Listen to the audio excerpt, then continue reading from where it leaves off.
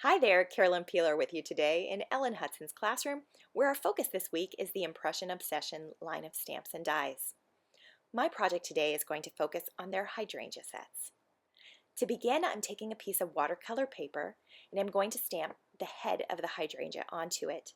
I'm using the Altenew crisp inks in two shades of pink, blush, which is the lighter shade, and rouge, which is the darker. I'm applying the blush ink across the entire surface of the stamp, whereas for the rouge ink, I'm just hitting certain areas so that I don't completely cover the blush. This is going to give a lovely shading to the flower.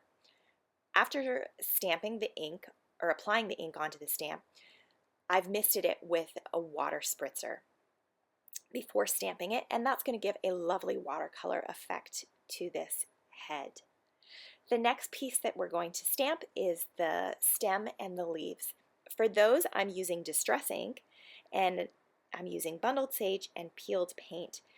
Now, there's no particular reason why I switched inks. There's no preference from me between the two different manufacturers of ink.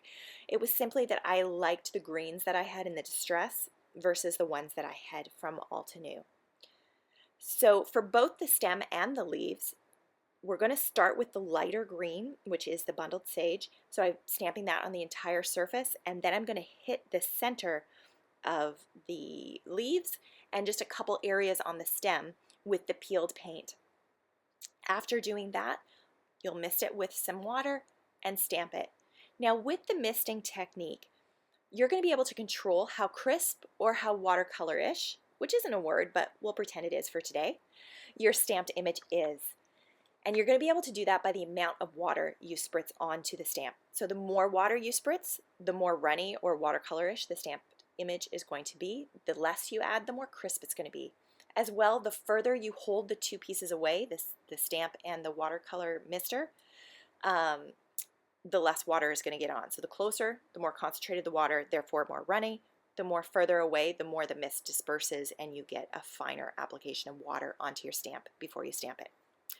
All right, so after your stamped images have dried, and if you've had a lot of water, you might need to hit them with a heat gun in order to speed up that drying process. You're going to run them through your die cut machine using the matching dies so that you can set up your card. And you'll see there I had some issues with the top of that stem separating from the watercolor paper, and that is simply because I did not run the die all the way through my paper my die cut machine, because I knew that I wasn't going to be showing the top of the die. The other thing that you're going to want to do is cut out these little blossoms with your die cut machine. And these are super duper cute. You can see that I've cut one set here. I ended up doing two sets though because I wanted more of the blossoms onto the head of my flower. This is what's going to give your finished card that really beautiful dimension. So after you've run them through your die cut, separated them from your paper, and once again, this is still the watercolor paper, then I'm going to stamp it. The little blossom stamps are in the stamp set. There's a large one and a small one, so on this little block, I've put one on each side so that I'm not constantly going back and forth between two different stamps. I just flip my stamp positioner over and I have the large and the small. And I'm back to the Altenew crisp inks, and I'm using the rouge color on this one. So once again, same process where you're going to stamp, mist, and apply to the paper. As you can see, the stem is a little bit long. I have a traditional card size here, 5.5 by 4.25, but the stem was a little bit long, so you're simply going to want to trim it. So I did a straight cut along the bottom and then just gently rounded the corners with my scissors in order to give it a little bit more of a natural look. You can use it full size, absolutely. I just like a little bit of space around my images when I put them on cards. I typically don't like to go border to border, so that's why I trimmed. I'm also trimming the leaves, the little stem on the leaf. I like my leaf a little bit closer to the stem, so that's why I trimmed those off. You'll glue everything down. And for the little blossoms, before those are glued down, I'm just showing you here, I bent up each of the little points on each of the flowers before gluing them onto the card so that that wonderful dimension comes out. The greeting itself I am stamping with jet black archival ink from Ranger. It's probably my all-time favorite black ink when it comes to dye inks.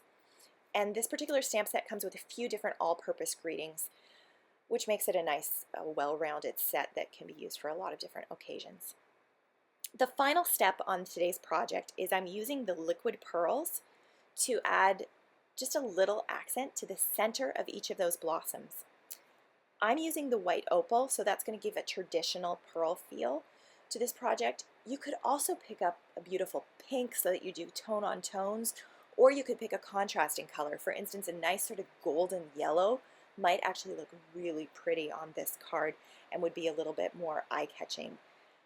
The white obviously is just a very classic, and I tend to be in my design choices more of sort of a classic and soft and shabby chic kind of girl, so that's why I picked the white. So when you're finished, you're going to have this really beautiful effect where you have the flowers and then this nice little pearl in the center of each of them. Thank you so much for joining me today. Please let me know if you have any questions in the comment field. Otherwise, enjoy.